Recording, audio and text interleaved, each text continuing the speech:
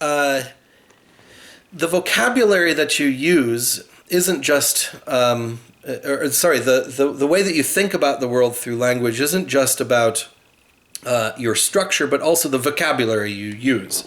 And there's a concept called focal vocabulary, like your focus. Specific groups use specific words. I mentioned this earlier. You may have a group of friends that have some made-up nonsense word that all of you understand, but nobody outside of your group understands. Some subcultures or communities within larger cultures might have a focal vocabulary. Sports fans might be able to identify who is a true sports fan and who doesn't really know what they're talking about. Gamer communities might have abilities to distinguish between a noob and some old-timer.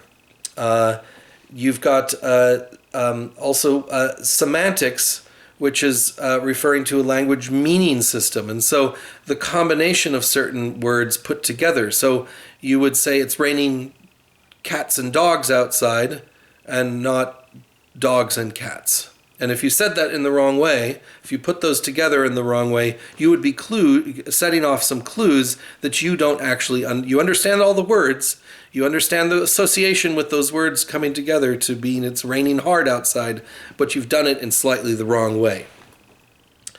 And finally, ethnosemantics is the study of the categorization of meaningful differences, such as linguistic terms, and contrasts of classification systems, taxonomies, and specialized terminologies like kinship and medicine and things like that within a particular ethnic group. So sociolinguistics is the study of these relationships between societies and their language variations. So you are performing language in a social context. And this linguistic diversity can span almost every type of individual subtopic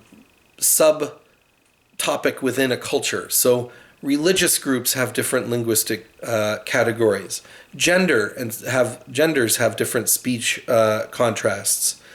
Status symbols have different types of linguistic differences as well.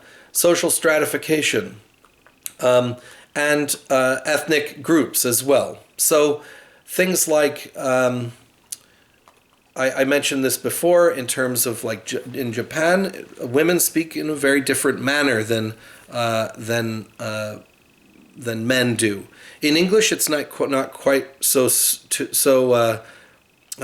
stark, but you can actually see some differences. And so, for instance, some studies have shown that men in certain communities tend to use a double negative. I haven't done nothing is a double negative. And some communities, men tend to do that more than women. And so this is an identifier that tends to be more prevalent amongst men in certain communities. That's gender, for instance. But also you can have whole styles of speech that are considered to be high or low dialects. Now, in some languages, this is very stark. For instance, there is, at one point, there was no such thing as the Italian language or the German language. You spoke your own particular form of Germanic. So you had Plattdeutsch, as it's called, as your locally used, what you sit around the dinner table talking with your parents and your family with is the language that you use. There was no standardized form of German before 1866. But as the nation of Germany started to come together, they needed a standardization. And so they came up with what they called Hochdeutsch, which is High German. It's what you learn at university. It's what you get now on the television and on the radio. And it is the standardized form that represents an acknowledged high-level dialect.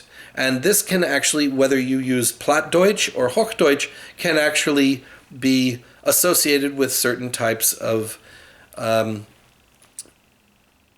social differentiation. So We have it in this country. If you if you go to university or college and you learn how to speak in a particular way, you may be rewarded in the business world, for instance. But if you go and you speak a particular regional dialect, that may actually be looked upon as a lower form. Does that mean that it's any lesser in terms of linguistic or communicative ability? No, of course not. You are communicating just fine, but there is a relative value placed on it by society that can vary. So this is being able to switch between these two types of dialects and things is what's called style shifting.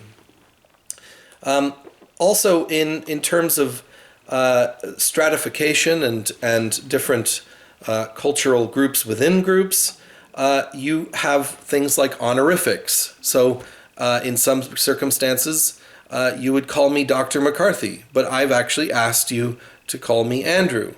And for the reason being that I actually want to eliminate some of the social distance between us.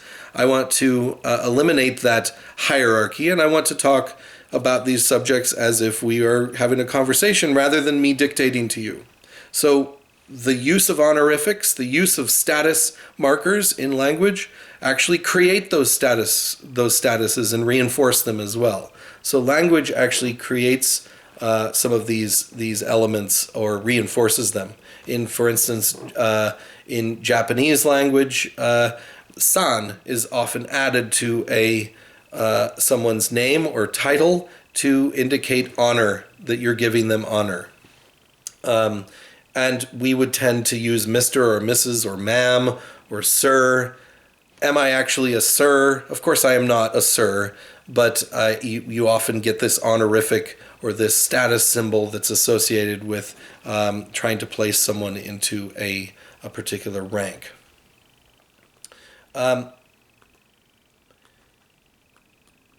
Your book talks a little bit about something that's relevant in this a particular country, for instance.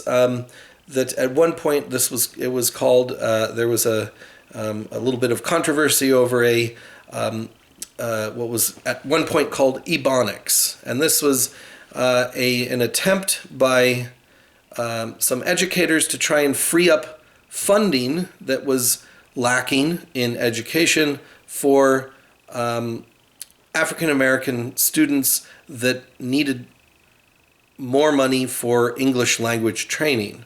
And so they tried to classify a particular dialect of English as a separate language so they could get money from teaching English as a foreign language. It was really, they were trying to get money. That's what it was. Today, most people have moved away from the concept of Ebonics and do not consider the African American vernacular English to be a separate language and to teach as a foreign language. That seems to be a bit of a stretch.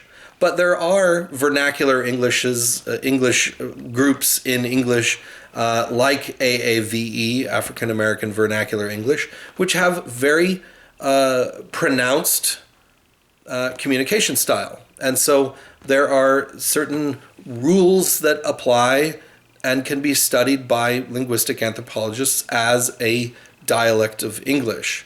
Now, is the African American Vernacular English any greater or less good at communicating? Of course not. It works just fine in that community, and it also it communicates the same amount of nuance as any other form of dialect of English. But because it's an identifier, it can also be used by people to identify who is a participant in that group, who uses African American vernacular English, and if there is a judgment being made that group is not being valued, then you can actually use that as a way to undervalue that community as well. Your book talks a little bit about historical linguistics, and I'll just let you read about that. And this is really about another aspect of linguistic anthropology, which is very interesting to me, but I think that we don't need to go into great detail about it here. You can read about it. And it's about the evolution and development of particular language groups, language families, their relationships, how one comes from another, how they relate to one another, and actually how languages go extinct, just like any other species of things or taxon can come up, flourish, and then be lost. So with that, we'll finish up with chapter 14.